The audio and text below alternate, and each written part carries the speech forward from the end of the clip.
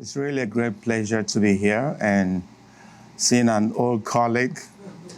You know, when you are invited to speak and you scan through the audience and you don't see a familiar face, don't be discouraged, right? Keep scanning. Eventually, you will establish one that will always nod when you speak and return to them all the time for affirmation, because that's really what you need. But everybody in this house, I will adjust my presentation a little bit. I had wanted to present some historical perspectives and use some of the conventional aesthetics that inform much of the history of filmmaking in the United States to underscore the discussion about my topic today. But I think I will make some little adjustment to enable us to have an interactive session, because I think that will aid us more in what we're doing. But as my title suggests, perspectives on the role of film in constructing and preserving memories about history, race, and social change. But basically, by way of further introduction, I'm originally from Nigeria. I was born there and went to higher education here in the United States. I've been here for the better part of my life. And Houston has been my home.